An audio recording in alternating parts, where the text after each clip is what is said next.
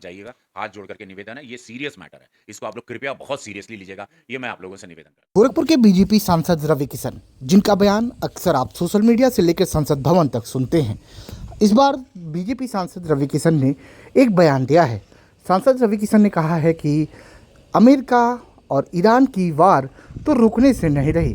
सांसद रवि किशन ने कहा कि ये हम जहाँ तक जानते हैं, ईरान जब से बना है, जब से 5,000 साल से उत्पत्ति हुई, तब से वह युद्ध ही लड़ रहा है।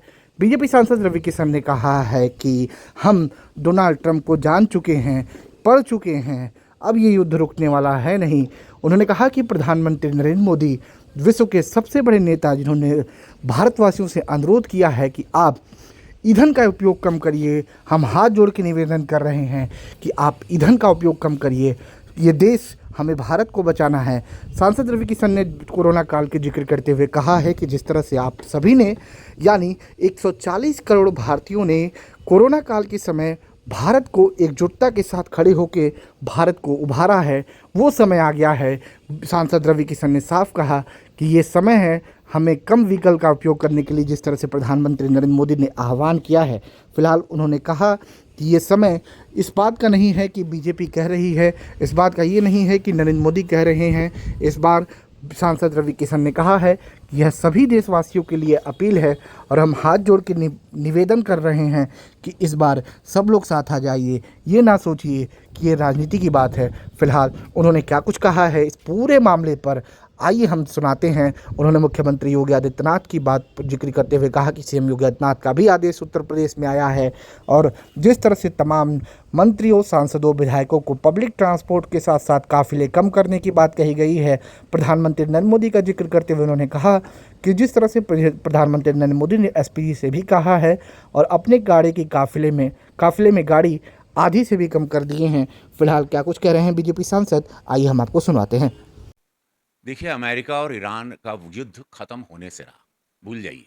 हमको तो नहीं दिख रहा। मैं पर्सनली अपनी राय दे रहा हूँ, मैं किसी और की राय नहीं। जो मुझे जितनी जानकारी है, जितना मैं नॉलेज है, जितना हम ट्रम्प को पढ़ चुके हैं और जितना ईरान के इतिहास को जानते हैं, वो पैदा हुआ है 5,000 साल से युद्ध ही कर रहा है।